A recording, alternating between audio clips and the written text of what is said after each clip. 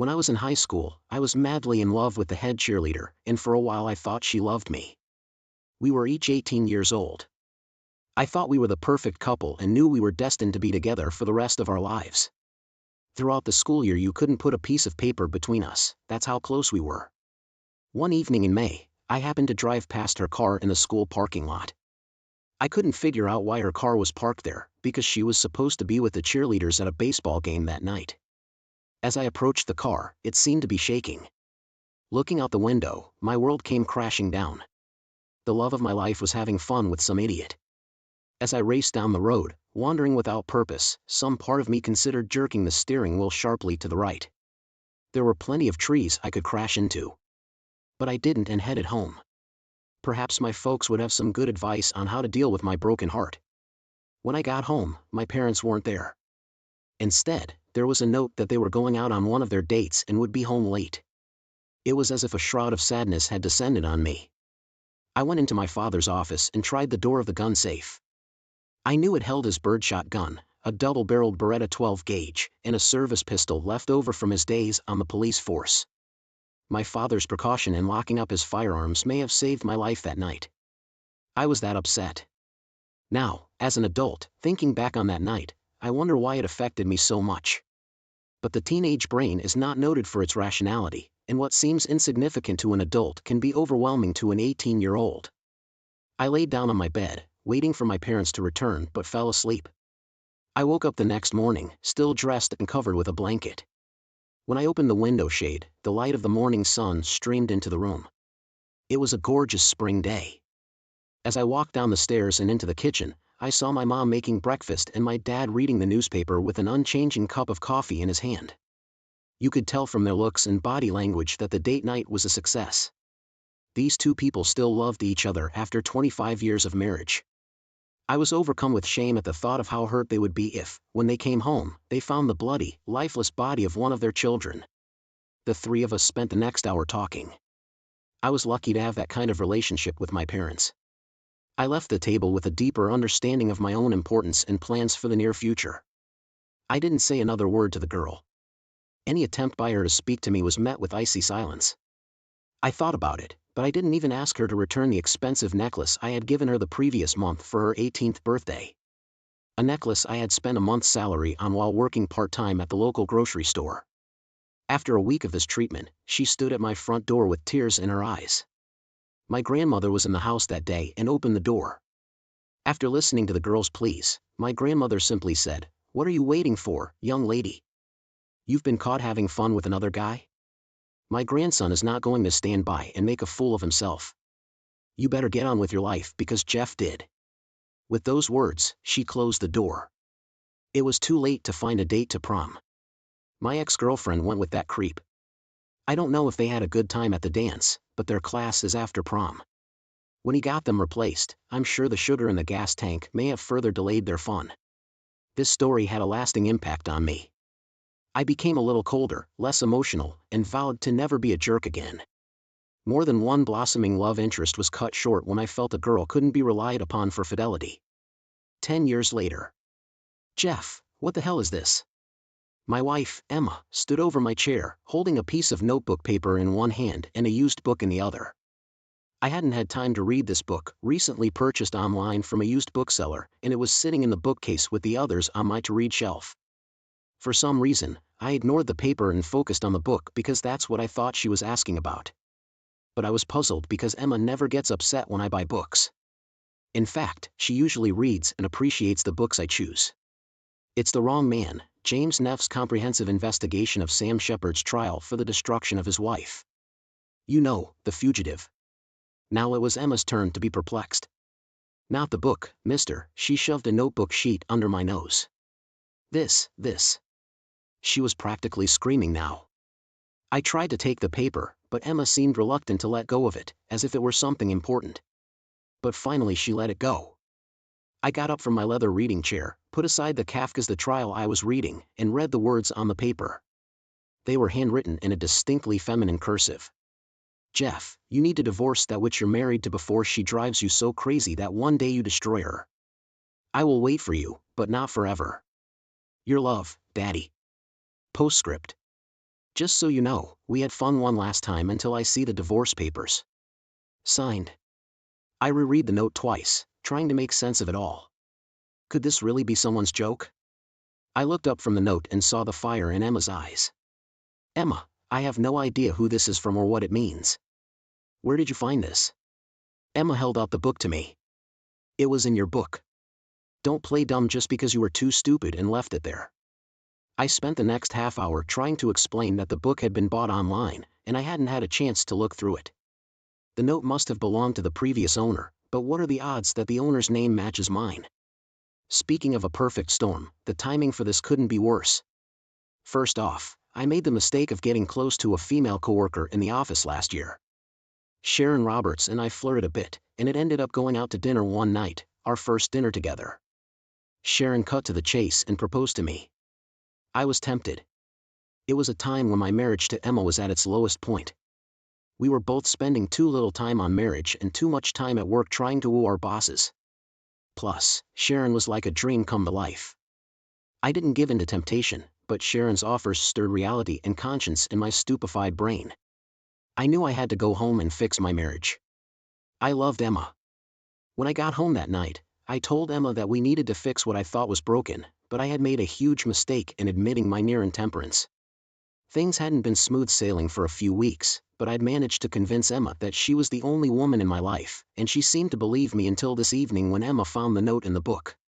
Second, I had been working more in the office for the past 3 months. It was justifiable. I was looking at a nice bonus and possibly a promotion if I could complete the current project on time and on budget. I had a number of good reasons for wanting this promotion, but one of them overrode all others.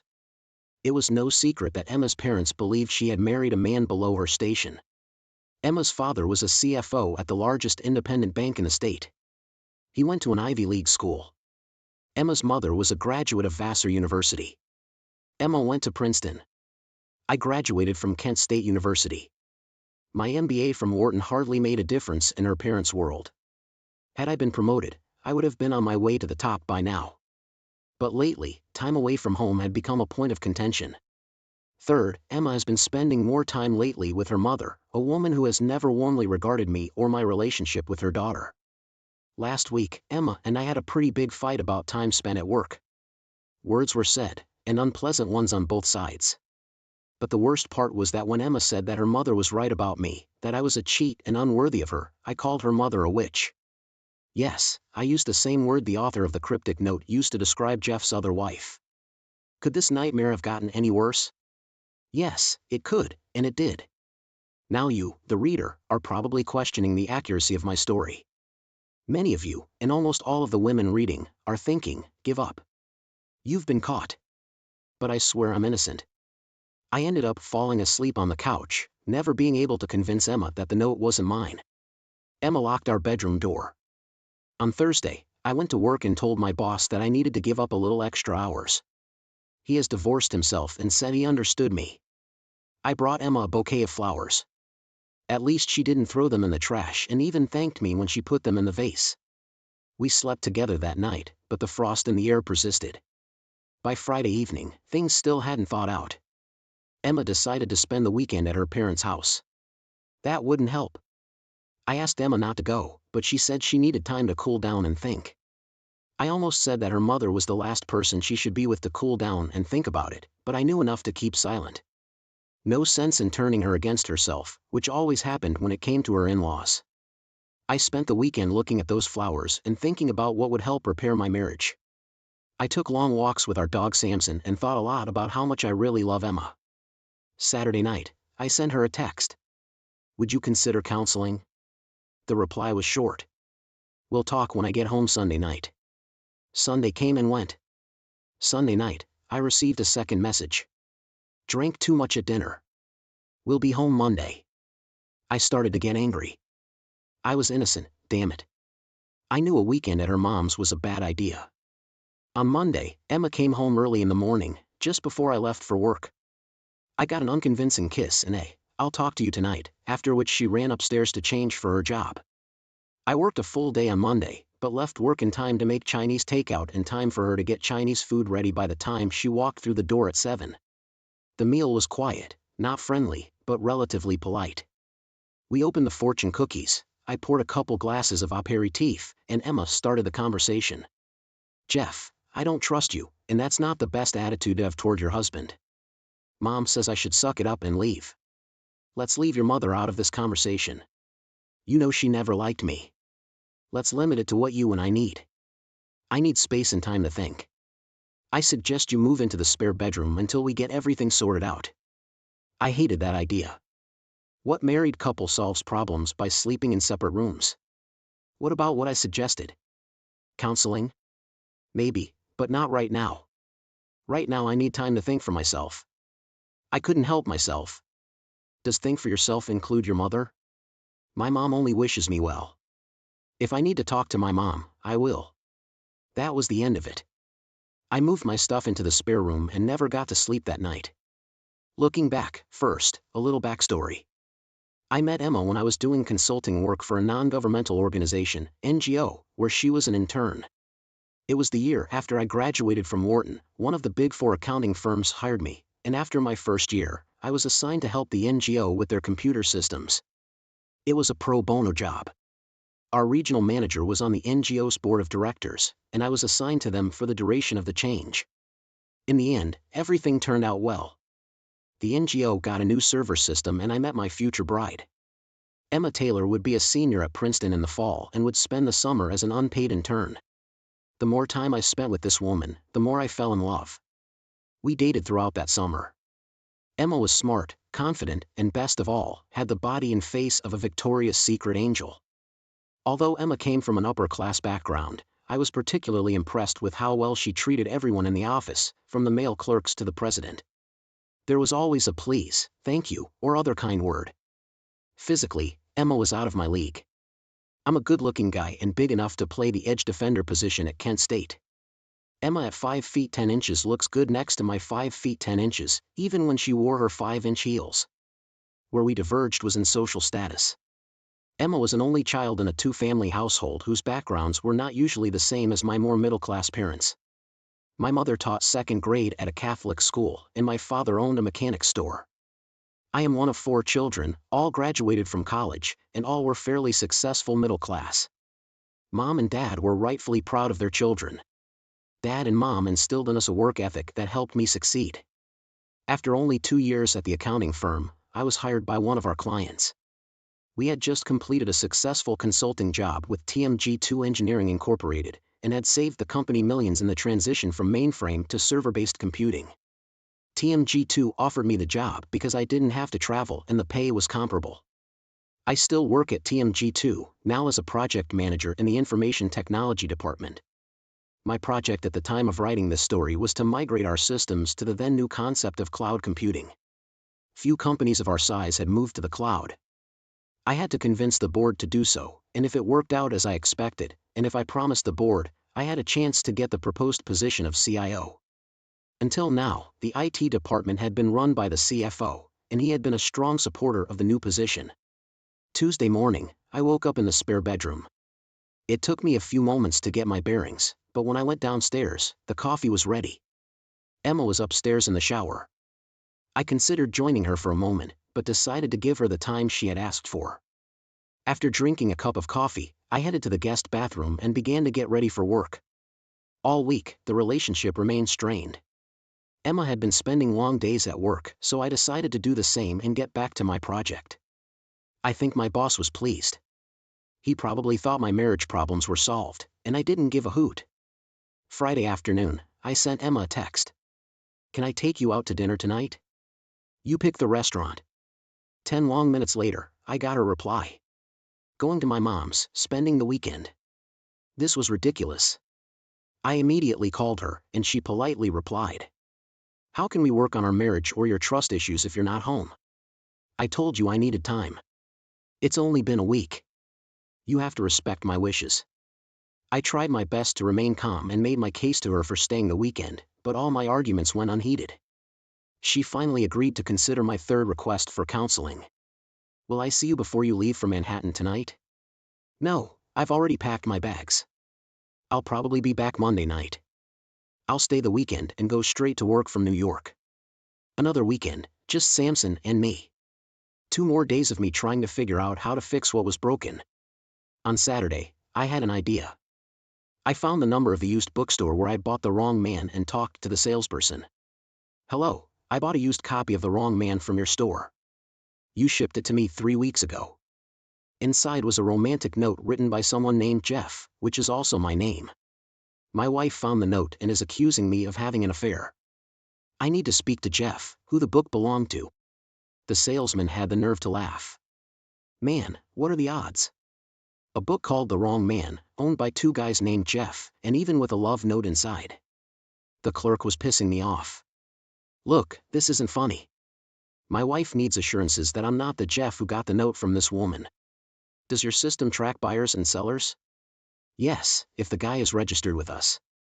A lot of people who sell us their used books have accounts and are in our system. But I can't give you a name or phone number. What if you take my name and phone number and contact the other Jeff and ask him to call me?" "I can do that. What's your name so I can trace the book?" "Jeff Parker." "As in the author?" I was puzzled. "What author?" He laughed again. "T. Jefferson Parker. He writes mysteries." This conversation was idiotic, but I had to ask. "What does the letter T stand for?" "I don't know. Maybe Thomas's?" "Your guess is as good as mine. I've never heard of him. I don't read fantasy mysteries." "All right, forget that Parker guy. I'm Jeffrey Parker, not Jefferson, and I don't have a T in my name." I gave him my phone number and was pleasantly surprised when my phone rang 20 minutes later. "My name is Jeff, and I'm told you have a found note written to me. Is this some sort of blackmail?" "No, it's not blackmail. I bought a book called The Wrong Man that belonged to you. Inside was a note from a woman named Terry. I need you to tell my wife that the note was written to you, not me." "The note was in a book?" "Hell, I've been looking everywhere for that stupid bitch's note. If my wife found it, I'd be dead. I can't believe it ended up in that book. Jeff, pay attention. I need you to tell my wife what happened." "No way. I dodged that bullet. Terry is past it, and I'm still married, and I'm going to keep it that way." He hung up. It took me 5 minutes to calm down and gather my thoughts. I dialed the number that popped up in the received calls log on my cell phone. It answered. "Hello? Jeff, it's Jeff. I've changed my mind. This is blackmail. If you don't send me a notarized statement that Terry sent you a love note, your wife will get a notarized letter from me with a copy of Terry's note. How's that sound, man? That's cold? Probably not as cold as it's been in my house since Terry's note was found by my wife." Okay, but you'll promise it's over, right?" "I promise. Just send a statement, remember? It has to be notarized or my wife won't believe it. Here's my address. Don't hesitate. Get it done early in the week." Looking back to becoming lovers. Emma and I were working for an NGO and had only been dating for 5 weeks when we first made love. By the time the summer was over, Emma and I had become very exclusive. During her senior year, I spent most weekends driving 60 miles to Princeton. We spent Thanksgiving at her parents' apartment near Central Park. While she wasn't openly hostile, the coldness coming from her mother was obvious, but I figured I would eventually win her over, most people reacting positively when I tried to befriend her. Emma spent the winter break with me visiting my parents. Emma showed no signs of discomfort during the week while we visited my parents' house, a small but cozy craftsman-style home popular in their Columbus suburb. My parents loved Emma and she reciprocated their affection. Emma's parents didn't put up any obstacles as long as we dated during her senior year of high school. In retrospect, I think Lois and Jonathan Taylor assumed that this was her fling. I was her first exclusive relationship that lasted more than a few months. Their approach was to sit back and let things fade away naturally. This approach had always worked in the past, and there was no reason to believe it wouldn't work for the weirdo from Ohio. By June, we were engaged. With a decent income and a relatively stable schedule at TMG2, I asked Emma to marry me, and she agreed. Emma appreciated that we would be living in Philadelphia and visiting her parents in Manhattan would not pose a hardship. Now that I had proposed and Emma had said yes, her mother panicked and began lashing out at Emma to get her to change her mind. Emma confronted her mother, insisting that I was the one, and she was getting married. Eventually, her mother agreed, helped plan the wedding, but never stopped trying in very subtle ways to undermine our marriage. I didn't realize how serious she was until much later. Her parents' attitudes have complicated my choices lately as well. Should I be free to spend more time with my wife, who is now pursuing her career? Or should I spend that time working to become a C-level manager in her company, earn a position and income she could be proud of, and perhaps show her parents that she had not made a mistake in choosing me as her husband? This is the same choice that many young professionals face. Not many find the perfect balance. Emma's mood had not improved by the time she returned Monday from her parents' home after that second weekend. I decided to wait for an email from the other Jeff before approaching her and continued to sleep in the guest room. I also did something I swore I'd never do, read her email. While Emma was showering and getting ready on Tuesday morning, I opened her laptop and logged into her email program. There were too many to read in a short period of time, so I plugged in an external hard drive and dumped the contents of her inbox in other folders. Of course, like most computer users, Emma didn't delete the emails after deleting them. I managed to read 2 emails from her mother before I turned off the laptop and knew that further reading would lead to some interesting revelations. After Emma left for work, I spent an hour reading. I hated to violate Emma's personal space, but there wasn't much choice. Her mother and I were waging a war on Emma's mind and our marriage all fair, right? Plus, the emails proved that I was right to be concerned. In one of them, her mother urged Emma to transfer to her company's New York office and move to the city. There was also a letter from some guy, Grant Martin, talking about a dinner party at her parents' house they were both attending and wanting to start corresponding. As cold as our relationship was, reading Emma's letters gave me hope for our future. In response to her mother's sarcastic comments, Emma professed her love for me and her hope that our marriage would survive. Her mother was equally adamant that there was little hope. In several letters, she mentioned my confession about Sharon Roberts, essentially telling Emma that I must have cheated on her with Sharon and who knows how many other women, including this last one, referring to a note from Terry. Emma's only email to Grant Martin was in response to his email. She reminded him that she was married, hoped our marriage could be saved, and asked him to respect her wishes to be left alone. Tuesday I spent my free time reading all of this. Tuesday night I came home in a good mood, which only improved when I checked the mail. There was a letter from the other Jeff. He must have really wanted this to be over. I opened the envelope and there was a notarized statement confirming that he was the same Jeff who owned the book and left a note inside from Terry. He even apologized for the trouble it had caused. Emma came home that evening where grilled steaks, a salad, and a bottle of Merlot were waiting for her. We ate before I handed her a letter from the other Jeff. When Emma read the letter, her eyes clouded over. She got up from her chair, sat on my lap, and kissed me. That makes me very happy, Jeff. Almost as happy as I am to have you back in my arms. It's been too long. Would you like a glass of wine? Yes, Jeff. There should be a bottle of Chardonnay in the refrigerator. Would you mind pouring me a glass? Sure, is there any water? No, I don't want to urinate all night. Just wine, thanks. I went down to the kitchen, poured her some wine, and got myself a beer. I set the wine on the nightstand. I could see the determination on Emma's face as I lay down next to her. You don't know what it's like, Jeff. Wondering if your mother and father love you, or if you're just another fashion accessory of society. Think about how differently you were raised. How your mother and father accepted me into their lives, even when I first met them. Then compare that to how my mother and father treat you. I interrupted her. They never liked me. Emma gave me her look, the same one she gave me when I interrupted her. You think it's just you?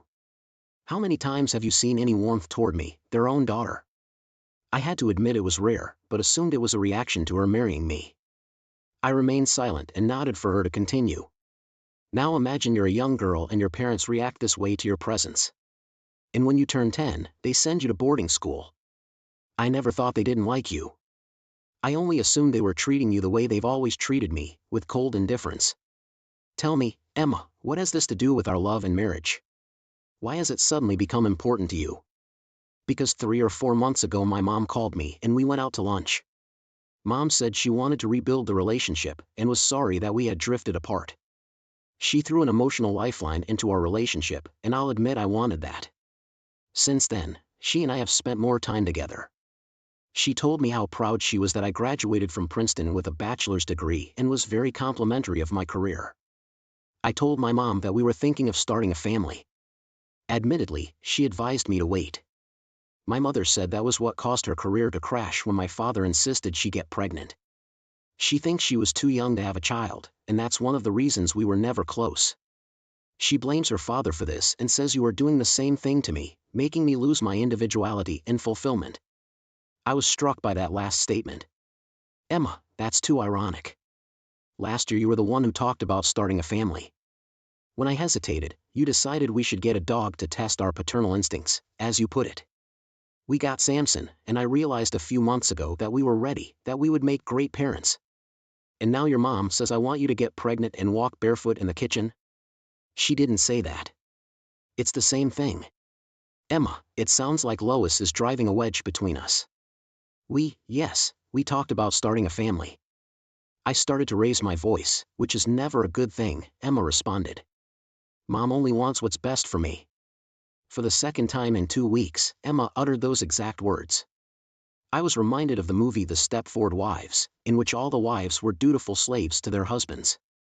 Was I suddenly dealing with a Stepford daughter? I need this, Jeff. I need a relationship with at least one of my parents. You've been spoiled your whole life. 2 loving parents, 3 loving siblings.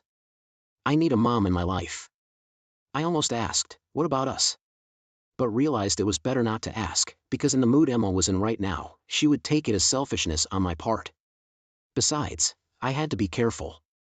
The last thing I could afford was to give a tip on what I'd learned from reading her letters. But I had to ask. Is there someone else, Emma? Emma sat up and looked me straight in the face, her eyes burning into mine. Hell no, Jeff. No. I would never cheat on you. I had to defend myself. I'm worried about this whole weekend in New York. I'm worried because you're an attractive woman, and I know your parents have an active social life. I know that men are bound to like you and ask you out on dates. Was that too much to say? Emma's reply didn't sound suspicious. I've only been to one dinner party my parents threw last weekend at their house. One of my dad's coworkers was there, but you don't have to worry. He wasn't there as a setup. I remained silent and only responded by putting my arm around her shoulders and kissing her. My bottle of beer and Emma's wine glass were already empty. I turned off the nightlight and we exchanged I love yous. I rolled over onto my back and closed my eyes, hoping to get some sleep so I could at least forget my fears for a couple hours. So much for magical reconciliation, I thought to myself. The next night, I checked Emma's phone while she was making dinner. Damn, 2 calls from her mom today, and both lasted over 30 minutes. I was totally screwed. During dinner, I decided to take a chance. Emma, would you like to spend the weekend at the coast? I can get a room on Fire Island. Emma had the grace to make a guilty look. I'm sorry, Jeff. My mom called today and she has 2 tickets to see The Merchant of Venice with Al Pacino. She asked me to join her Saturday night. Can we go to the shore next weekend, please? Yes, of course. Next weekend. At least I slept in my bed again. We slept together, but we didn't make love. Thursday morning, I made my decision. I had the email addresses of my mother-in-law and Grant Martin, and with them, the war was about to rage on. For what I did next, I would be fired, unable to work in any IT department, and possibly go to jail if I got caught. I sent fake emails to Lois Taylor and Grant Martin. Both emails turned out to be from a well-known online business and contained a link that, when opened, would infect both computers with 2 different viruses. One virus would allow me remote access to each computer, and the other was a keylogging virus that would record everything typed on the keyboard, including user IDs and passwords. Grant Martin and Lois Taylor, like many other people who have been scammed, will never know that their computers were infected. Looking back, 3 marriage our wedding was as any person raised in high society would expect. Despite Lois Taylor's feelings for me and her hostility toward the union, it was her time to put on a show.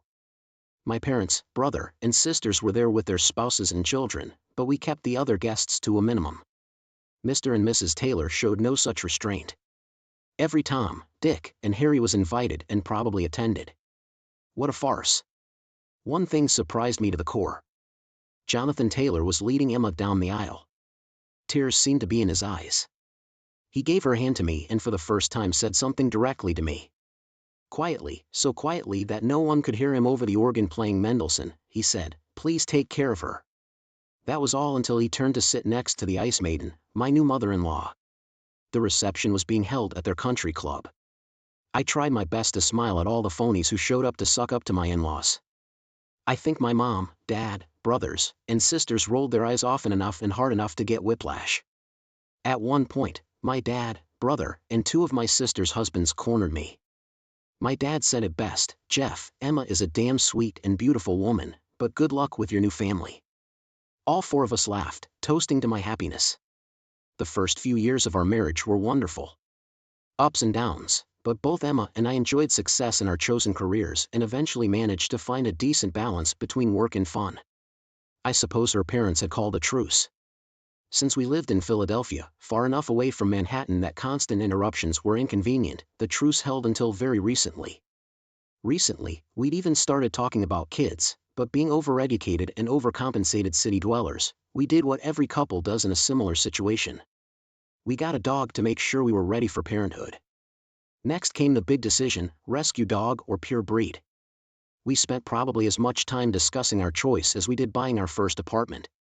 In the end, we compromised, which meant we got a puppy that Emma fell in love with while spending a weekend traveling through Finger Lakes wine country. Samson was the friendliest of the litter, consisting of a Labrador mom and an unknown male dog. Of course, now I have to mimic all the other dog owners, companions, and go on for hours about why Samson is the smartest and sweetest dog ever, but let's keep it short and just say it's true. You'll have to take my word for it. After a year of living with Samson, we realized we were ready for kids. Emma was ready to drop the pill when the shit hit the fan. By Thursday night, Grant and Lois had opened my fake emails and both computers were infected with 2 viruses. I was now able to read all of their emails. What I learned blew my mind. Grant Martin was having an affair with Emma's mother. There were no heartfelt expressions of passion or love, just a few letters arranging secret meetings. I didn't have time Thursday night or Friday to dig through the various folders. I needed to focus on my project at work, but I did find a very important letter from Lois to Grant. Grant. I've enclosed with this letter the tickets for Saturday's play. Try to remember this isn't a date for Emma. You're just doing me a favor by taking Emma when I pretend to be sick on Saturday. Good luck. Be as charming as ever and she'll start to realize what a loser she married. Lois. I opened the attachment and found a PDF with 2 tickets for Saturday's performance of The Merchant of Venice. This email only added to the mystery. If my mother-in-law is having fun with Grant Martin, why is she setting him up on a date with Emma? I'm not usually known for my dodgy mind, so perhaps the answer was unfathomable to my straightforward brain. I decided to go to New York and find out for myself how far this could go. I set Samson up for an overnight stay at a local kennel and slept very soundly.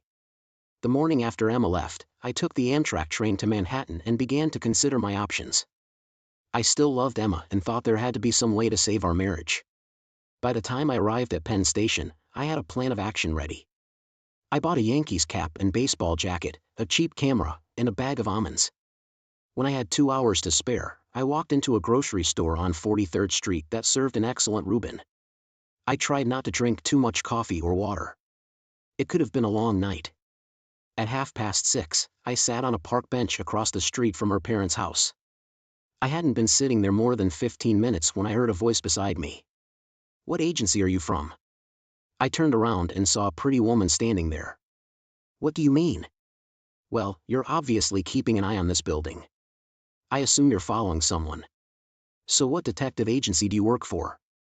"I don't work for an agency. My wife's parents live there, and I think she's planning to go on a date with another man tonight. I'm just watching to see if she'll go for it or not." "I'm sorry to hear that, but it explains why you're such a bad judge of character. Look, don't be so obvious, and what kind of camera is that? You'd have to be 20 feet away from them to get a single clear shot."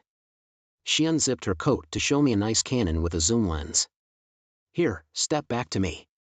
When you see your wife point at her, I'll take a couple decent pictures for you." "Why would you help me?" "For the $100 you'll give me when I email them to you. Believe me, they'll be worth your money." "What makes you think I'm following someone?"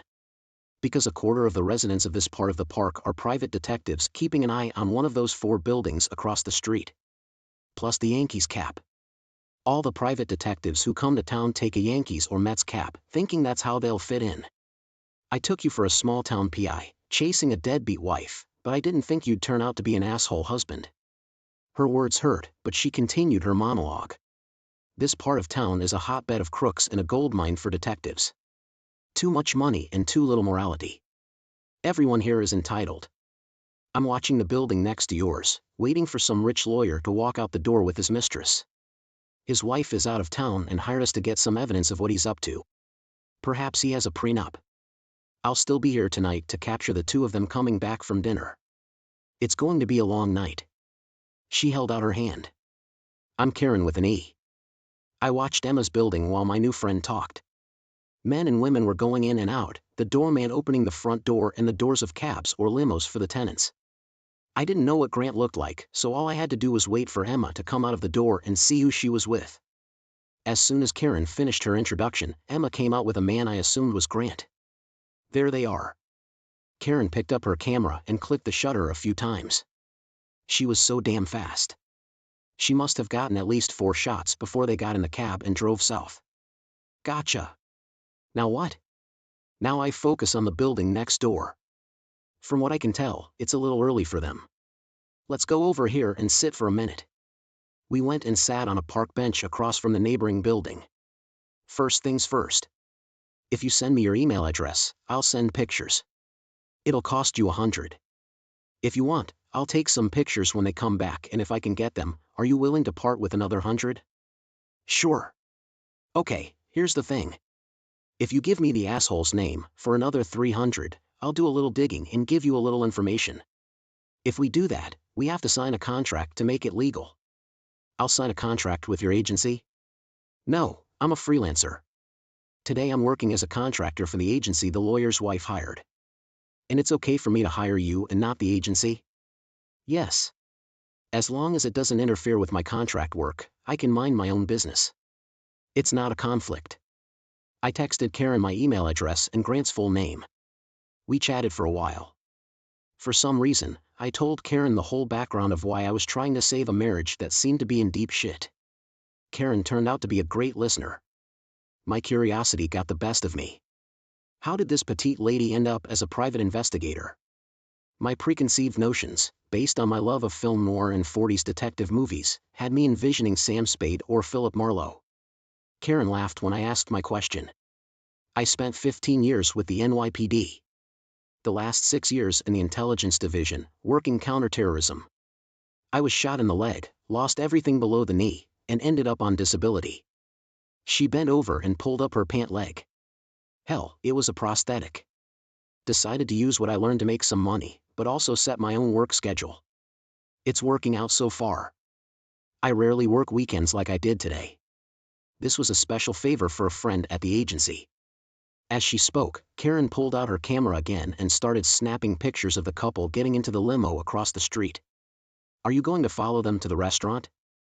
No, it's probably not the kind of place where you can get something without getting caught. I'll grab a bite to eat on the next street over, and then sit here and wait for them to come back. 9 times out of 10, these couples have dinner and then go back to the love nest for the night. Not much romance in these cases. So what does the mistress get besides food? You'd be surprised. Some of these women earn as much as a good secretary. You just have to be willing to sell your soul. No thanks. What about the wives? Probably half our business. Some poor guy working 60 hours a week ends up guessing that some clown gets most or all of what should be his. Want to know the worst cases? It's when the DNA comes back and the kids turn out not to be his. It always ends in nuclear war. I once had a client who broke into his ex-wife's house, sat on her bed, and blew his brains out. That must have touched her conscience. No, it didn't. That poor guy didn't know his wife was out of town. The body was found by the damn housekeeper. By the time the ex came home after a spa week in Cannes, the house was clean, the walls repainted. Not many happy endings in this business. We sat for another minute after that, me thinking deeply about whether my story was going to end badly. I wasn't going to blow my brains out, but if we divorced, I would miss my wife. Look, don't get me wrong. If you're going to get a snack, can I get one? She looked at me for a moment before answering. No, Jeff. Go on home. I'm going to meet my husband at the diner. I already texted him and he'll be there in 10 minutes.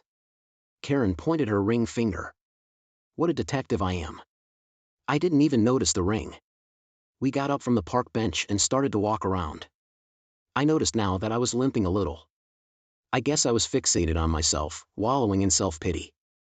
I decided to talk about something other than myself. It must be hard being married when you see all that ugliness. Does it affect your marriage? It affects a lot of my coworkers. Some can't deal with all the crap they see.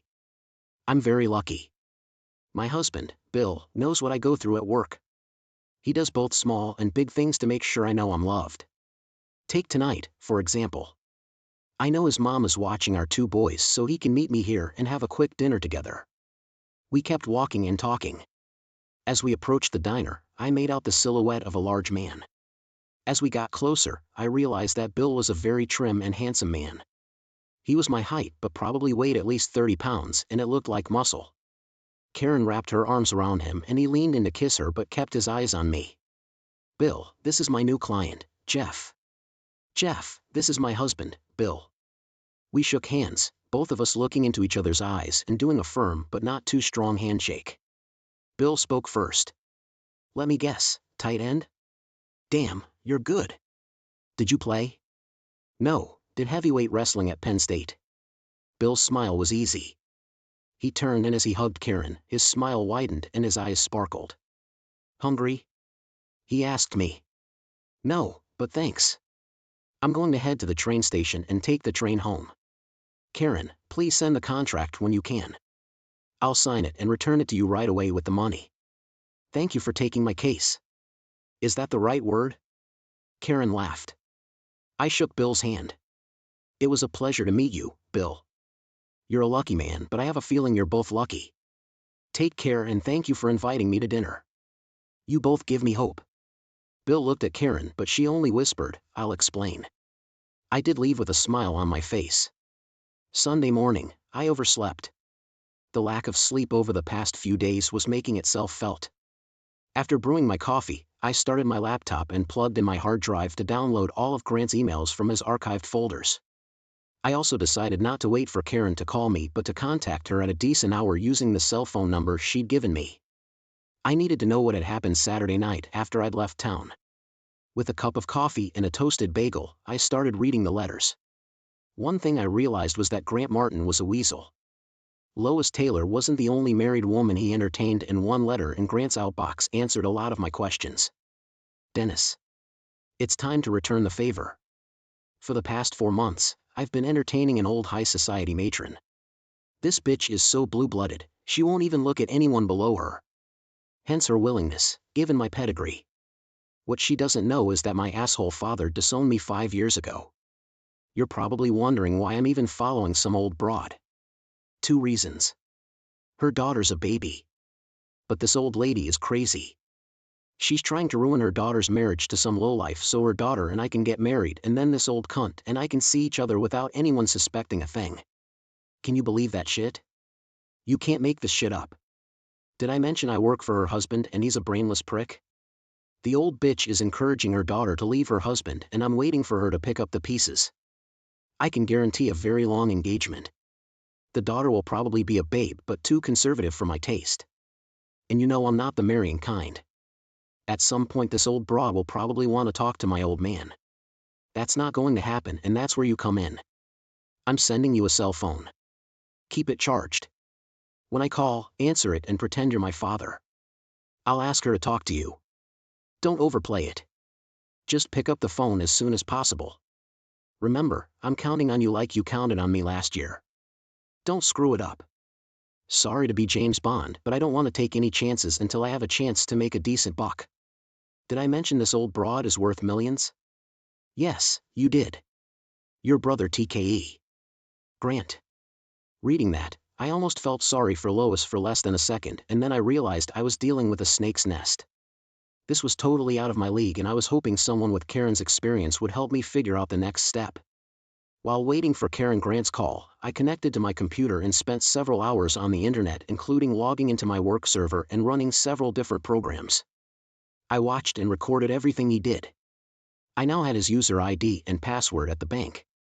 By 2 p.m., I couldn't take it anymore and called Karen on her cell phone.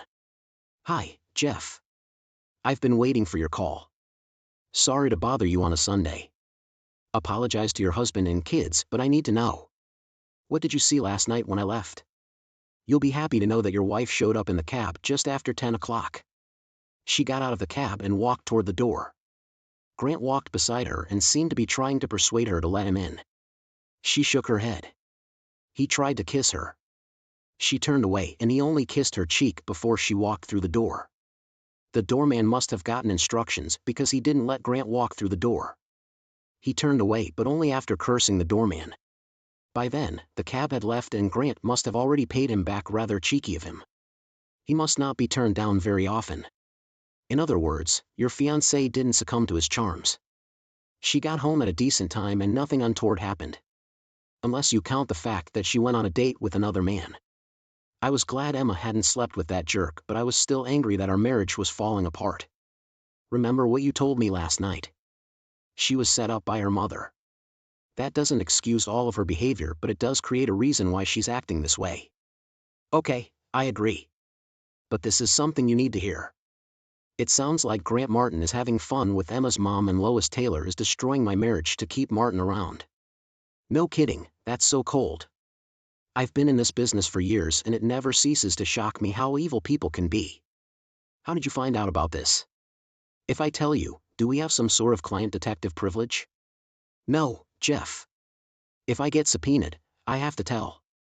So if you're doing something illegal, you have to decide if it's worth sharing.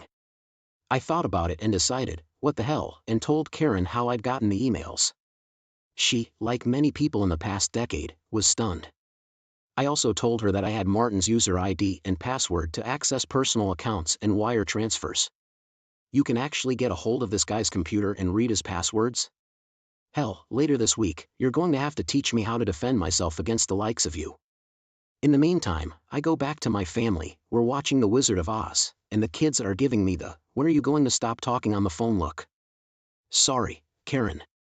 Call me tomorrow when you figure out Martin's biography, and I'll tell you the rest. With those words, we hung up, and I started digging through Grant Martin and Lois Taylor's email again. By Sunday evening, when Emma returned from her parents', I had tons of information, but I had no idea how to use it.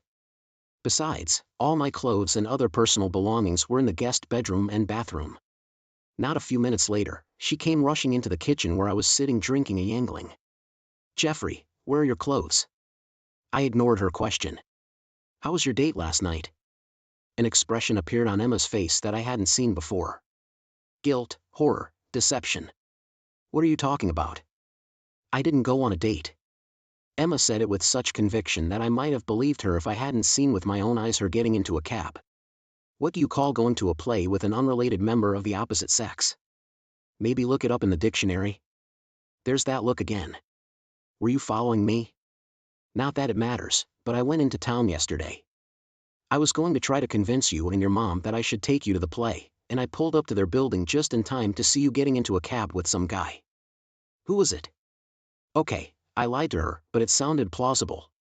And I didn't want Emma to find out what I was really up to and what I really knew. Jeff, my mom got sick at the last minute, and one of my parents' friends was kind enough to drive me. Nothing happened. I played dumb. And who is this kind friend? Does he have a name? Grant Martin. He works for my father. I decided it was time to get her thinking. Look, Emma, this is bullshit. Your parents are trying to divide us. Think about it. I'll bet you $1,000 that your mother made a miraculous recovery on Sunday. This illness was staged. How did Grant Martin get free at the last minute? It's time for you to pull your head out of your ass and realize that our marriage is almost over. Emma jerked back on her heels as if she'd been shot. I didn't want this to escalate into screaming, so I took the opportunity to leave the kitchen and head for the guest room. It was a restless night, and I didn't get much sleep. I ended up getting up, leaving the house, and was at the office before 7. At 8, my cell phone buzzed with a message. Checking my phone, I saw that Emma had sent 2 words. Sharon Roberts. I guess Emma had already talked to her mother, and Lois was filling her head with nonsense. My marriage was rapidly circling the toilet, heading for the sewer. Late Monday night, Karen called me at work. Are you somewhere so we can talk privately? I closed my office door. Yes, I'm in my office. What's up? First, tell me again about Grant Martin's position at the bank. I figured you already had it all down, so I focused on the non-work issues. I lowered my gaze to my notes. As far as I can tell from his emails and access authorizations, he's a personal banker. He mostly handles trust accounts and other money management for wealthy clients. Yesterday, I watched him read emails from 3 different clients, 2 of whom asked him to transfer funds from various accounts to other accounts. Grant created instructions for the wire transfers that transferred these funds as soon as the bank opened this morning. The money was supposed to be transferred this morning. I will be able to confirm this later today when I get to my computer at home. I don't want to use my work computer for that. Did any of those transfers go to foreign banks? One was to an account in France. Some rich kid was studying in Paris and his father sent money for tuition, room, and board. Karen seemed to think for a few seconds, and there was silence on the line. Then she began to recount what she had managed to find out so far. I spent the morning gathering dirt on our friend. First of all, the guy was having problems in college. I haven't been able to figure it out yet, but it was so bad that his family practically disowned him. He moved to New York to get away from everything that happened out west. Then I talked to a friend in the NYPD. It turned out that last year, a college buddy of Martin's had stayed with him for a long weekend. This buddy, Dennis Riley, picked up a young girl at a bar and brought her to Martin's apartment. The girl had a little too much to drink and asked Riley to call her a cab. Riley refused and began to impose on the woman. When Riley fell asleep, the woman left the apartment and went to the local precinct and filed a report against Riley. The police investigate, but Riley claims it was consensual. Martin supports Riley. Martin signs a statement accusing the woman. Martin even claims that the woman hit on him after Riley went to bed. He says that's why she was so angry. When it's 2 against 1, the DA refuses to press charges against Riley. The cops wanted to charge the son of a bitch, but the DA said it would be a waste of time and money. So this guy gets away with it because Martin confirms his version of events? About right. I picked up Grant's letter to Dennis and read the first sentence to Karen. Karen paused for a second before replying. Looks like Riley owes Martin a big debt of gratitude for lying to him. How do you feel about doing some damage to those 2 assholes? One who rapes a woman and one who lies to get away with it. No doubt about it. What's on your mind? Last night you told me how you managed to get hold of Martin's computer. How good are you? I mean, do you think you can open foreign accounts using his identity? Given his position in the bank, do you think you can transfer his clients' funds? I have computer technical knowledge, but no knowledge of how to open an account. And how illegal do you propose to make it? I don't want to be involved in the theft of funds. If we do it right, no one will lose money. I think we can wrap this guy up tight, but it's something we have to discuss in person. Can you meet tomorrow night? I'd like to bring a friend with me. Karen, I'm sorry, but I have to ask. Why are you doing this without any monetary gain? I agreed to pay you a few thousand just to watch Emma on Saturday night and dig up dirt on Grant Martin. Now all of a sudden we're opening accounts, transferring money, and all that. What's in it for you? Because I can't afford to pay you more and I certainly can't afford to get caught or go to jail. This is personal, Jeff. Some asshole gave me something to drink and then took advantage of me.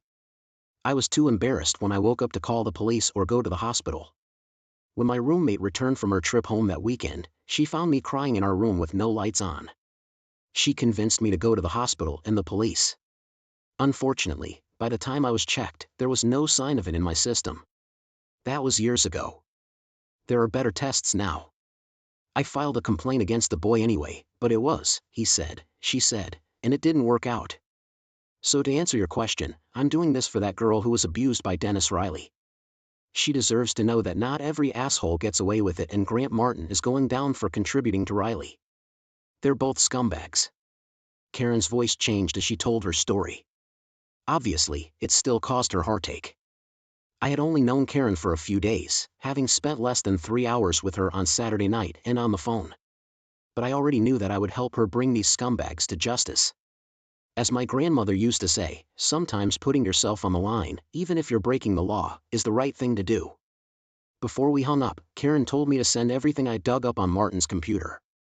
Bank accounts, loans, mortgages, etc. I told her she'd get it all tonight. We arranged a time and place to meet on Tuesday night. I made an excuse to Emma that I was working late, but it didn't matter as we danced around each other, hardly spoke and slept in separate bedrooms. Tuesday night, I met up with Karen at a quiet pub. As promised, she had a friend with her. Karen introduced him only as Hank. If I had to guess, Hank was a former employee of one of the alphabet agencies, most likely from Langley.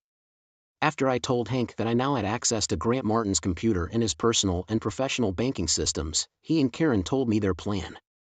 First, we buy an airline ticket to Dubai for Martin using his credit card. Second, open an account in Dubai for Martin. I'll give you instructions. Dubai is one of the most friendly havens for illicit funds since the Swiss got so much trouble from the US Treasury. Third, arrange for wire transfers of several million to accounts in Dubai to be sent early in the day. This is where I interrupted Hank and turned to Karen. Wait, I said, no stealing. Hank answered for Karen. We will make sure none of the funds leave the country. You will make one very minor error in the instructions for transferring the money. That mistake will delay the transfer and it will look like Martin tried to steal but screwed up. Okay? I thought for a moment, then decided. Okay. So what's next? According to what you found, Martin has a line of credit with over $100,000 in used. He also has another $60,000 in a brokerage account. Both of those accounts are going to be compromised. 2 wire transfers to an account in Dubai, but they'll go through without error. Do you have a problem with that? Not if it's his money going overseas. Good, if he's being milked dry on this side of the Atlantic, it'll prevent him from getting decent representation, which will go a long way toward helping us get his douchey buddy Dennis Riley in order. Karen took this opportunity to add the next step. And here's the final step. You send a letter from Grant to Dennis. Here, read this. Karen held out the proffered letter to me. Dennis. Forget rich old broad, I've got bigger fish to fry. By tomorrow, I'll be rich enough to last a long time, at least until I find another old broad with more money than brains. That means leaving the country, but there's nothing here worth sticking around for. In a way, I have you to blame, or thank, depending on how things work out. I got a call today from some investigator asking questions about your adventure last year. You should have learned your lesson at the University of Southern California like I did. Get Sleet's approval before you spout that shit, because next time I won't be around to lie for you. I'll contact you and let you know where I land. I'm sure the feds will be monitoring this email after tomorrow, so don't bother responding. I will delete this letter as soon as it is posted. I suggest you do the same. Your brother TKE. Grant. I finished reading and looked up, smiling. From what I've read in his letters to friends, you've picked up on his style, especially his use of misogynistic language. What's this about the University of Southern California? Karen replied. I found out today why Martin's family disowned him. There were 2 assholes who took advantage of the situation. The girl had a few drinks at the party. She had a reputation for being easily accessible. The girl killed herself a week after the incident. The Martins paid the girl's family $250,000 to hush up the case, but also disavowed Grant for his involvement. Rumor has it that this wasn't the first time they'd kept Junior out of trouble with their money. Karen's story strengthened my resolve to put Martin and Riley away. Okay, with Hank's instructions I can do all that, but we need to make sure Grant is in his apartment and not at his computer when all this happens. How do we do that? Grant will be busy. Leave it up to us. Can you do it tomorrow night? No problem. What's going to happen on Thursday? We'll make sure Grant is arrested early Thursday morning, before he has a chance to look like he's going to work. It should look like he might as well be getting on a plane that morning. It's a pleasure to work with professionals. Both Karen and Hank were consummate professionals. Hank's guidance on each step led to the desired results. Grant opened a new account in Dubai. His credit card was used to purchase first-class tickets for a late morning flight to Dubai. The line of credit was set up, as was the brokerage account. The wires were due to ship Thursday morning. I picked one of Grant's wealthiest clients and arranged to have the $5 million transfer ready by Thursday morning. But there was one simple mistake in that wire. The wire never sent. How did they make sure Martin would be in his apartment all night? It was done with the help of an expensive escort that I assume Hank used in his former life working for Langley or whoever. This hottie happened to bump into Grant as he was leaving work and convinced him that she should buy him a drink to apologize for being such a klutz. Grant, being a self-centered egomaniac, decided that it was his charming personality and good looks that convinced the young beauty to have one more drink in his apartment. That's where the experience in subterfuge came in. The woman said that she had once already been treated rudely by a guy who started out seemingly well. She swore it wouldn't happen again and demanded to see her ID. Grant decided, what the hell, and pulled out his driver's license. Everyone knows driver's licenses are bullshit. Half the people in this town carry a fake one. But just in case, show me your passport. If Grant had been thinking with anything other than his little head, he would have questioned the lady's logic. But he decided, what the hell, again, walked to his office, opened his desk, took out his passport and held it out to her. She looked at it defiantly, even flipped through the stamped pages, making cute remarks. Oh, Spain, how great. I just love Ibiza. She closed the book, put it on the hall table, grabbed Grant's tie and dragged him to bed. Grant Martin opened his door at 8 o'clock Thursday morning to find two of New York's finest detectives on the other side. Despite his protestations of innocence, he was, figuratively speaking, tied up in a little bow. It didn't help that the two detectives noticed Grant's passport lying on a table in the hallway. Going somewhere, Mr. Martin? The detective asked, handcuffing Grant. Of course, Grant knew he'd been set up. He just didn't know who or how. No one he'd ever entertained had that knowledge, at least not that he could recognize. All traces of the viruses on his computer and Lois's computer had been erased from their systems. To make sure of that, I had sent a command to wipe his hard drive even before the police showed up that fateful morning. It looked as if Grant had done it himself to erase all traces of his crimes. Eventually, the police contacted Grant's internet service provider to get copies of his emails. And that's where they found an email to Dennis, confessing to giving the cops a false statement and a fake email to Riley, explaining his plans to leave the country with the illegally gained money. Karen's contacts at the police department turned out to be quite cooperative. They offered to drop the charges related to his previous false statement if Grant would testify against Dennis. Like the scumbag that he is, Grant went along with the deal and Dennis Riley was extradited back to New York to face the charges. Of course, when Dennis found out about Grant's treachery, the two jackhals turned on each other and it was a delight to hear them cut each other to pieces. Grant Martin received no support from his family. Funny how his mother and father spent so much money to get him out of trouble when he was guilty, but didn't lift a finger when he was actually innocent of the crime. No matter how much he protested his innocence, he was found guilty of theft and other related charges. Grant Martin would spend the next 4 years in prison. With the help of Grant's testimony, Dennis Riley was sentenced to 10 years. By the time Grant testified, he and Riley hated each other so much that Grant was particularly outspoken. Grant's refusal to help, despite the woman's screams, did not reflect well on Grant, but the damage to Dennis Riley's defense was done. All of this happened over the course of the next year. While these events were unfolding, I had more personal issues to deal with. First, I needed to burn that bitch of a mother-in-law. On the afternoon of the day after Grant Martin's arrest, I made an appointment with my father-in-law. Mr. Taylor, I have some things to show you. Some of them will hurt Emma if I give them to her, if she believes me. Some might hurt you. I don't know you well enough to understand, but I'm sure you don't want your daughter to get hurt. So I'm giving them to you to do with as you see fit. I have hired a private investigator to find out why my marriage has recently started to deteriorate. I have no idea how he obtained these materials, but I hope you will be as shocked by their contents as I am.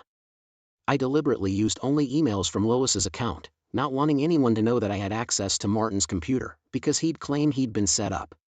Why back up his claims? Jonathan Taylor gingerly took the folder containing the letters from Lois to Grant from my hands. He leaned back in his chair and read for the next 15 minutes, interrupting his reading only to pour us both a cup of coffee from the carafe behind his desk. Maybe it's my inherent working-class snobbery, but I was impressed that he actually poured the coffee himself, rather than ringing some secret buzzer for the maid to come and do it. It wasn't the first time he surprised me that day. I think he did it to gather his thoughts. He looked particularly glum. After finishing the last page, he put the folder down and stared at me. I thought I asked you not to hurt my girl. Knowing that her mother used her in this way would hurt Emma. I'm sorry, sir. In that case, don't show it. I promise not to bring it up during our divorce. So you plan to divorce Emma? That would hurt her, too. Not my option, sir. Your wife seems hell-bent on ending my marriage to Emma. Right now, she seems to be convincing Emma that it's the right thing to do.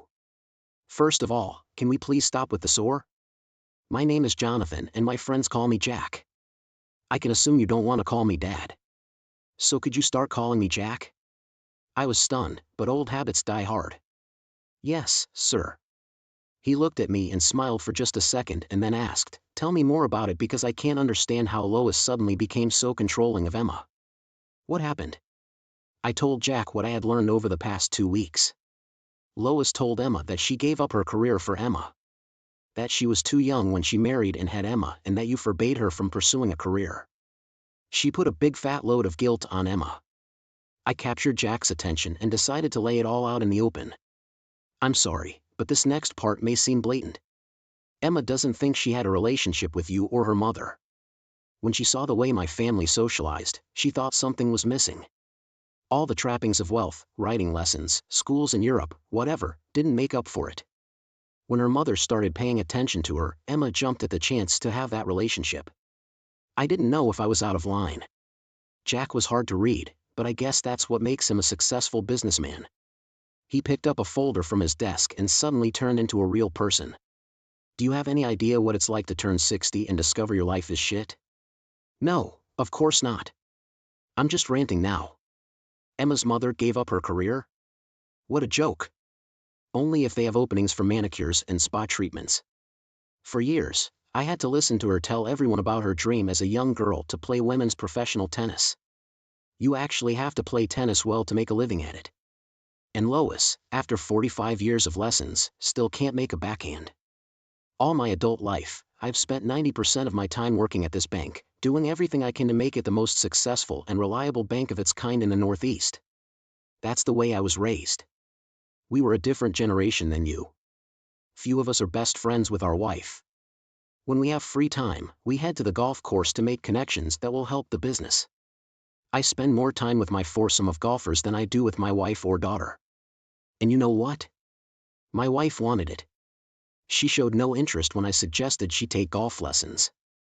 She talked me out of it when I suggested taking up tennis. In fact, she said it would prevent her from improving. But until today, I had no real evidence of cheating. I was in blissful ignorance. Jonathan's candor shocked me and all I could say was, I'm sorry I was the one who brought this to your attention. No, Jeff. I'm grateful to you for giving it to me. It's one thing to get a little love on the side. It's another to be so conniving that you're willing to sacrifice Emma's happiness to keep your lover around. And with one of my employees, talk about tooting our own horns. Every day that little shit walked past me knowing he was having fun with my wife. Well, he won't be entertaining my wife for a while because he was arrested this morning for stealing from one of our clients and providing false information in a criminal case. If everything we heard from the police this morning is true, Grant Martin will be gone for a while. And Lois? Well, unfortunately, Lois has her own trust fund worth millions, which pretty much works in my favor in the divorce. She'll park her ass at the spa or on the tennis court crying crocodile tears. Some Lothario will pick her up and I'll be easily replaced. She will lose a bit of social status. Some other wives will avoid her because they will be defending their territory. In this world, we live on a dog-eat-dog basis. She'll also lose her relationship with her daughter. But from what I've read here, Jack picked up the folder. She probably won't care much about that. And Emma? I wonder if it's too late to start a relationship with my daughter. I love her. I really do. But I let her mother control our relationship. Another thing I owe Lois for. By God, I have to find a way to make Lois pay for all the pain she's caused. Maybe not right away, but somehow. In the meantime, Jeff, I want to ask for your help. You say you love Emma. If you can look past that, do you think you can repair your marriage? I don't know, sir. I mean, Jack. Logically speaking, what happened is not her fault. She was manipulated by her mother. And it helps that she didn't get into bed with Martin. At least I don't think so. But emotionally, that's the hardest part. I'm not like you. I just showed you proof of your wife's infidelity and duplicity, and you didn't shed a tear. You were a little angry, but you kept your cool. On the other hand, when Emma walked out the door that second weekend, I cried for the first time in my adult life. I don't know how you do it. Jonathan Taylor looked at me and made a decision. Because I started locking my emotions in a bottle over 40 years ago. Let me tell you a story that not many people have heard. When I was fresh out of college, I enrolled in Navy flight school. It was tough, but I passed OCS. I was so proud of myself the day those stripes appeared on my uniform in front of my parents. I was going through flight training when my life became a living hell. I messed up and crashed. Broke both legs and my back, and my radar intercept officer, Ted Andrews, was killed. I spent 6 weeks in the hospital. When I was able to walk without crutches, I went to Ted's parents to apologize. I will never forget their faces as they looked at the man responsible for their son's death. I returned to the base a broken man. I cried for days. I was useless to the Navy. They gave me an honorable discharge and sent me home. My parents were kind. They placed no additional blame on me. They sent me to Harvard so I could get my MBA and put it all behind me. But not a week goes by that I don't think about what I should have done that day to prevent the accident. I wasn't drunk or hungover or anything like that. It was just a mistake that cost a man his life, and it was my mistake. Ted's parents never wanted to hear from me again, but I've dedicated part of my life to his memory. In addition to my volunteer work, every year I make a $10,000 donation to the USO and one of Gary Sinise's funds for wounded soldiers. So amidst all that, a whore as a wife seems like a small thing. I listened in silence, and when he finished, I looked at my father-in-law. I saw a man with a huge weight on his shoulders that he had been carrying for far too long. I knew there was something I could do to lessen that load, and I realized what I was going to do. One last look back, meeting Emma. As I navigated the circumstances, it's important to remember how much Emma's recent behavior has been out of character. This can only be attributed to her need to finally connect with her mother, which never showed the normal mother-child love between mother and child. My thoughts went back to the first conversation I had with Emma that summer 8 years ago. In between my NGO duties, I was walking past Columbus Square when I noticed a familiar face sitting on a bench. The young woman, whom I recognized from the office, looked like she could use a friend. I took a chance and approached her and introduced myself. "Excuse me, I've seen you in the office before. I'm Jeff Parker. I work in the information technology department." I held out my hand. The girl looked into my eyes. There was a sign of recognition in them, but it was also obvious that she was crying. I felt embarrassed for disrupting a possibly private conversation. Instead, a hint of a smile appeared on her lips. "Yes, I saw you there. I'm Emma Taylor." She took my hand. "May I sit down or do you want to be alone?" "No, please have a seat." I took another chance. "It's obvious you've been crying. Would you like to share?" Emma paused for a second. "Did you hear the news today about the 2 girls in Sudan?" One of the charities the NGO supported ran schools for girls in Sudan and other African and Middle Eastern countries. There, the girls were taught to read and write, as well as domestic skills and health education. Teaching women these skills did not always endear them to the local population. "No, I've been in the bank with the servers all day. It's the first time I've been out of the server room all day," she said. Yesterday in Juba, 2 sisters were dragged out of class by the girls' grandparents. They were upset that the girls' parents allowed them to read and write, claimed it was a plot by the West to turn the girls against Allah. This morning, we received a report that the sisters had been mutilated and had had their clitoris removed. All this was done with the approval of the local imam. I didn't say a word in reply. I had heard of this barbaric practice among some Muslim tribes, but I had never heard of it being applied to women until today. Emma began to cry again, but then went on. "What I cannot understand is how people who claim to follow a God can think it right to destroy what that same God created." She paused. "Do you think we're doing some good out there? Or are we just creating a bigger mess?" "I won't pretend to know the answers to your questions, Emma. But my grandmother taught me something when I was a kid. I was visiting my grandparents on their farm when a big thunderstorm hit. We saw a big funnel cloud, and the 3 of us tried to corral all their chickens into the barn. There were probably 20 of the 25 chickens in the barn when Grandpa closed the door and told me to go to the basement. I started to protest, not understanding why we were abandoning the homeless. Grandma set me straight. If you try to save everyone, she said, you'll probably end up saving no one. Emma looked at me with her beautiful eyes. She was really listening to me with interest. I think you could apply your grandmother's philosophy to what your organization does. Try to save as many of these young women as possible from a life without hope. You'll never save them all, but you shouldn't lose sight of the positives while you're saving as many as you save. Your grandmother seems like a wise woman. But what do you mean by you? Don't you work for an NGO? Not exactly. I am under contract with KPMG.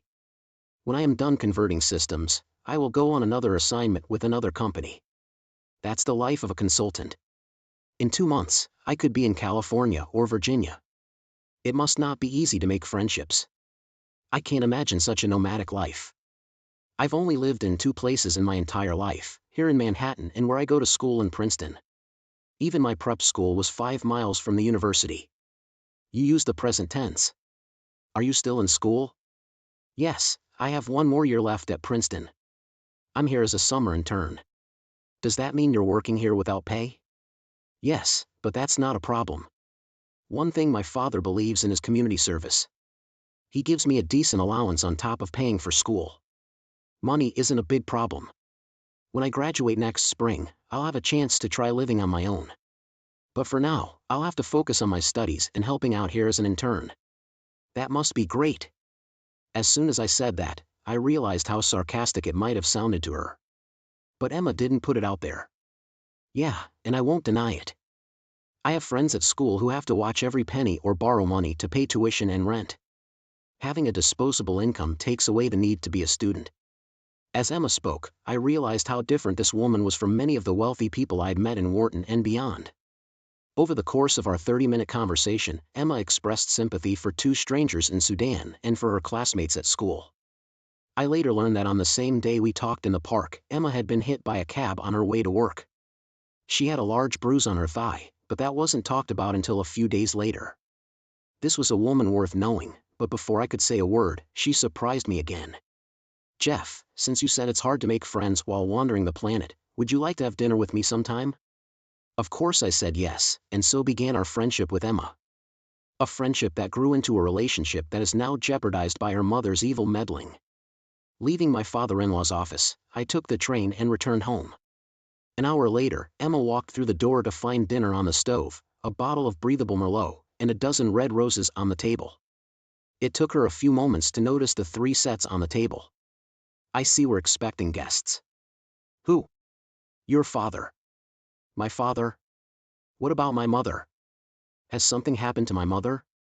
Please tell me. No, nothing happened to your mother. Your father and I just want to talk to you about some things. Go wash up. He'll be here any minute. Thank goodness Jack rang the bell right away. I don't think I would have been able to restrain Emma for long. Perhaps my plans for a quiet dinner were naive. The wine was poured and the pasta was on the plates, but as soon as we sat down at the table, Emma wanted to know why her father was here without her mother. Jack fell on his sword and began to tell Emma what her mother had been doing for the past few months. Emma became hysterical, crying no, no, no, no, until Jack led her out from the table and sat down with her on the couch and Emma cried on his chest. I cleaned up the kitchen and let them have some alone time. I took Samson for a walk.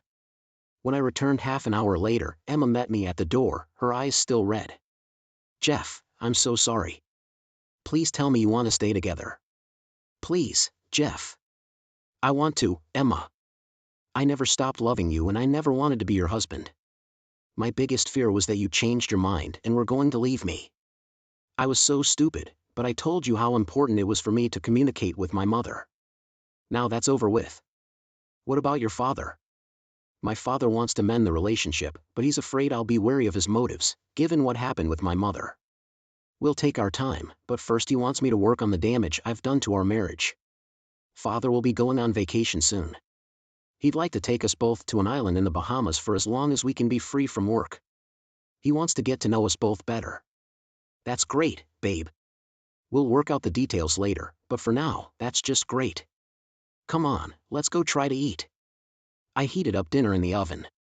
The pasta isn't al dente anymore, but I'm sure it will be delicious. The 3 of us sat down at the table again and took the first step on the long road to healing. Old habits die hard, and my father-in-law was not affected. Despite his best intentions to take a full 2 weeks vacation and spend it with us on the island, it took almost a year. In the meantime, he spent almost every weekend with us, bonding with a daughter he regretted never really knowing. Like me, when Emma and I first met, he was pleasantly surprised that she turned out to be such a lovely, selfless girl. Having Jack become involved in our lives helped Emma recover from her mother's betrayal. Emma and I spent those months putting the pieces of our marriage back together. It was made easier by the fact that Emma had never cheated on me or lost her moral compass. The night of the play with Grant was chaste.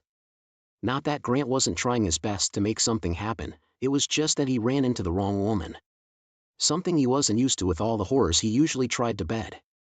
We ended up spending a week with Emma and Jack on Cat Island in the Bahamas. Emma spent another 4 days after I left to be alone with her father, and I needed to get back to work because of new responsibilities. My project was completed on time and on budget. My reward was the coveted title of IT director, as well as a nice bonus and a pay raise. Speaking of bumps, Emma had to be convinced that she could still wear a bikini on the island, even with such a nice bust. Paul Jonathan Parker, named after both grandfathers, was born just over a year after that heated pasta dinner. Claire Emma Parker, Claire is my mother's name, was born 2 years after PJ. Jack retired when he turned 63 and does his best to spoil his grandchildren. He even bought a small apartment nearby that he uses as a second home. Things weren't so good with Lois. Jack had divorced her shortly after we'd met that Thursday afternoon. It had probably cost him a fortune in legal fees, but thanks to the evidence of her attempt to destroy his daughter's marriage with the involvement of her lover and the fact that Lois had millions in trust funds, Jack had been able to walk away from Lois without paying her alimony and retain enough assets to keep his retirement comfortable. When news of Lois's duplicity became known to the society matrons, she became a pariah. Everyone knew she was a snake, but they didn't know how low she could sink. Lois moved to Palm Beach first, but her reputation followed her. She'd been denied membership in the local tennis clubs, and in her 9 months in Florida, she'd never made a single friend, not one pretend friend. Palm Springs was next in line, nothing like a few thousand miles to get rid of a bad odor. Although Lois had been allowed to join the beautiful people her millions might have swayed, she couldn't compete with the young wives for men's attention. Lois made the mistake of many aging women with low self-esteem. She went to a plastic surgeon. Unfortunately, she ended up looking like one of those crazy clowns with the weird smile and crazy eyes. I only know about the horror of her facelift because 2 years after Claire was born, Lois showed up on our doorstep. When I opened the front door, it took me a few moments to recognize the person standing on the other side of the screen door. I didn't even bother opening the door, I just spoke through the screen door. "Lois, what are you doing here?" The lack of friendliness in my voice couldn't have been more obvious. "I want to see my daughter and grandchildren." "Lois, you're not welcome here. No one in this house wants to see you or even acknowledge your pathetic existence. Now go away." It took every ounce of self-control not to scream. "You have no right to keep me from seeing Emma and the kids. Open the door." "Lois, you don't understand. I'm not preventing them from seeing you. Emma doesn't want to see you and will do everything in her power to keep you from infecting our children with your anger." I started to close the door just as Lois was opening the door. I paused for a moment. "Oh my God, what have you done to your face?" It just came out of my mouth. Lois was stunned by my comment long enough for me to close the door in time. She doesn't give up that easily. The next day was Monday. Lois figured I'd be at work and called home. Emma later told me that their conversation was short and to the point. Emma confirmed that Lois was persona non grata in our house and around the kids. Lois offered Emma a carrot.